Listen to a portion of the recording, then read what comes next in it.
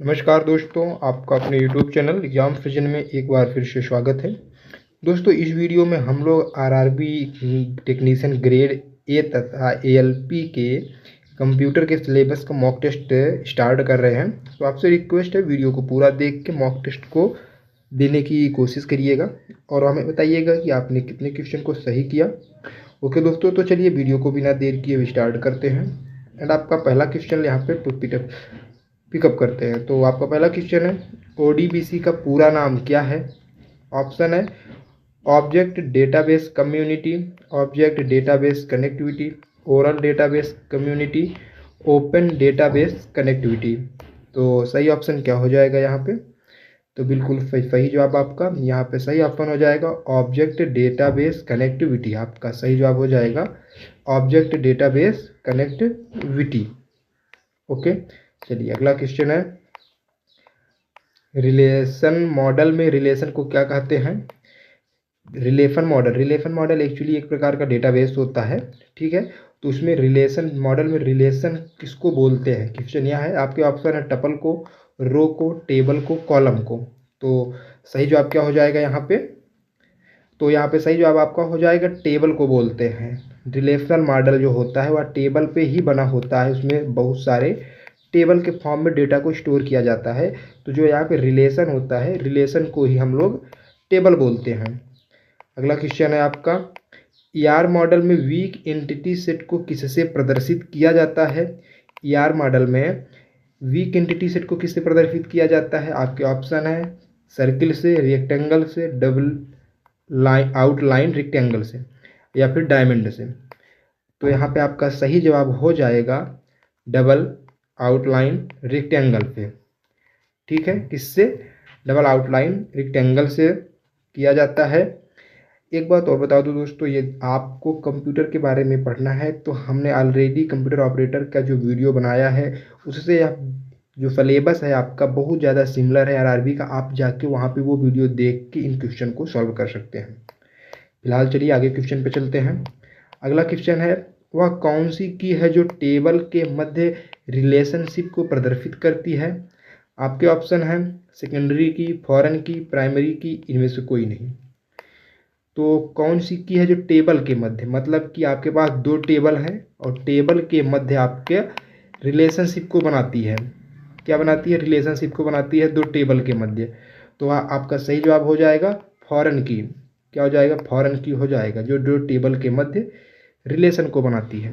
अगर हम वही बात करते हैं प्राइमरी की, तो प्राइमरी की एक ऐसी की होती है पूरे टेबल में जो कि नॉट नल नहीं होती और यूनिक होती है।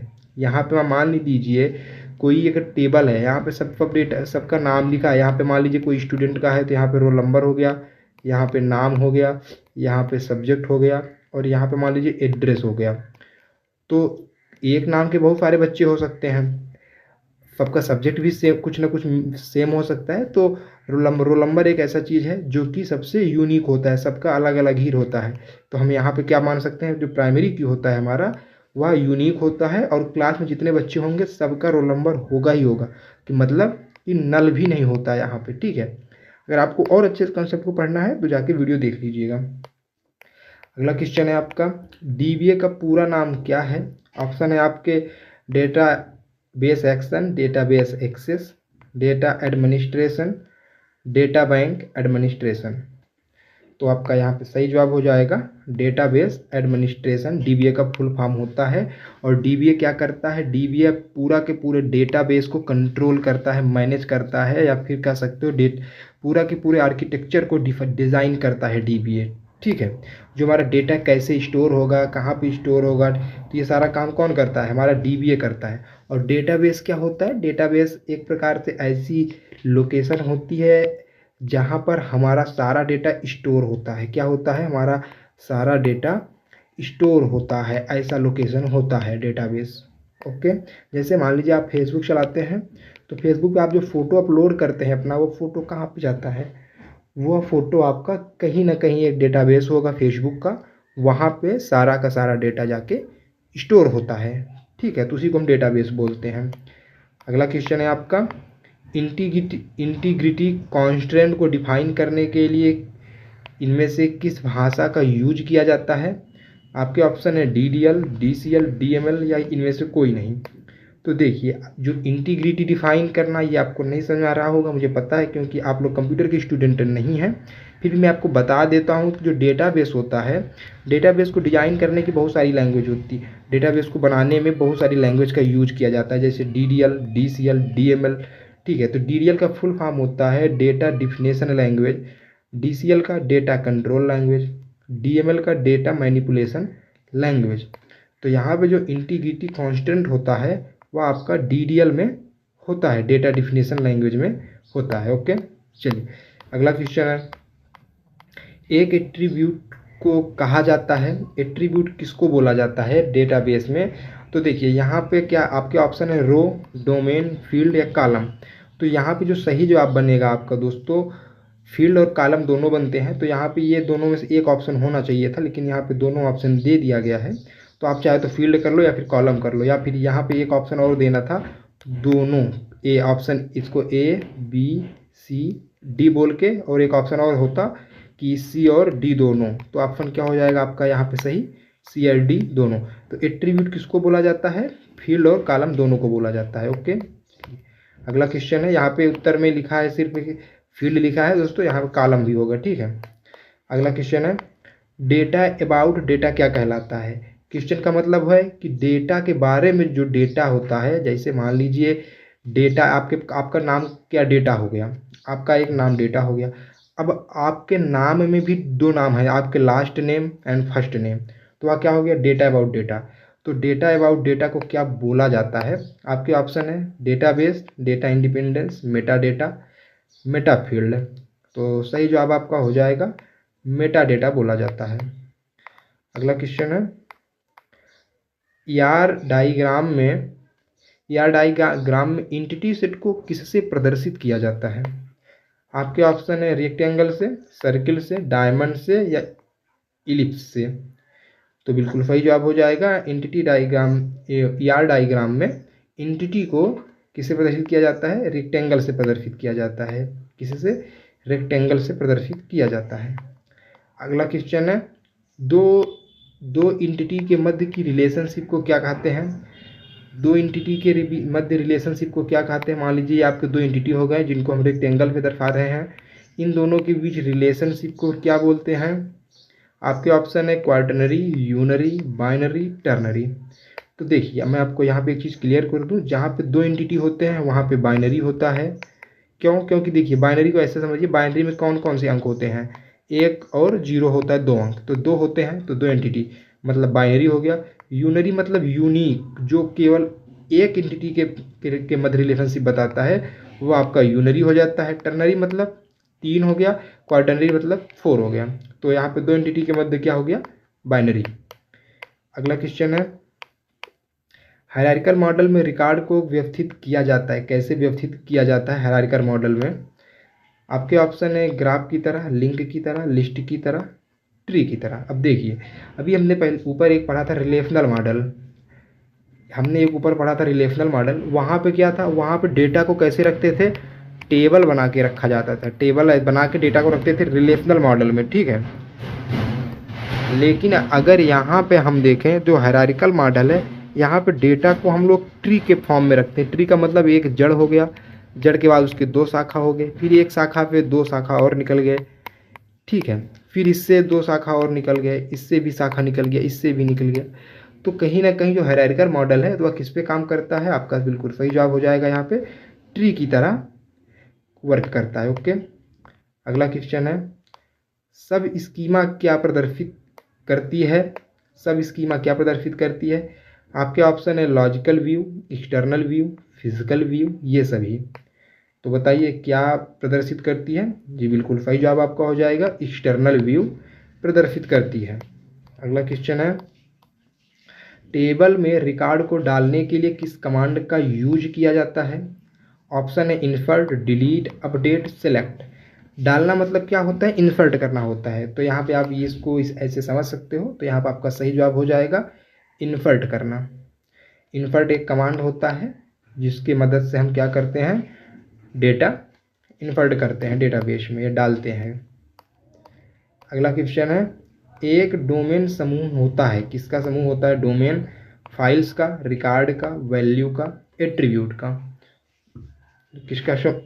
किसका समूह होता है डोमेन? बिल्कुल सही जवाब आपका हो जाएगा यहाँ पे, वैल्यू का समूह डोमेन होता है। अगला क्वेश्चन है, डेटाबेस में सबसे उच्चतम स्तर का अब्स्ट्रैक्शन क्या कहलाता है? जो सबसे हाई लेवल पर अब्स्ट्रैक्शन होता है, सबसे ऊपर, उसको क्या बोलते हैं? देखिए मैं बात बताऊं आपको, तो जो डेटाबेस में एब्स्ट्रैक्शन मतलब होता है डेटा को छिपाना। डेटा को छिपाना कैसे? मतलब देखिए, जैसा कि जब आप फेसबुक चलाते हो, फेसबुक पे आप कोई डेटा डालते हो, फ़ोटो अपलोड करते हो, तो हर कोई आपकी फ़ोटो को नहीं देख पाता है, कुछ ही लोग देख पाते हैं जो आपके फ्रेंड होते हैं, सबके पास तो फ़ोटो जाता नहीं है। तो वहाँ पे डेटा अब्स्ट्रैक्शन वर्क करता है, ठीक है। उसके बाद कुछ लोग वहाँ पे वर्क करता है, लेकिन अब आपको यह भी नहीं पता है कि हमारा डेटा कहाँ पे छिपाया गया है।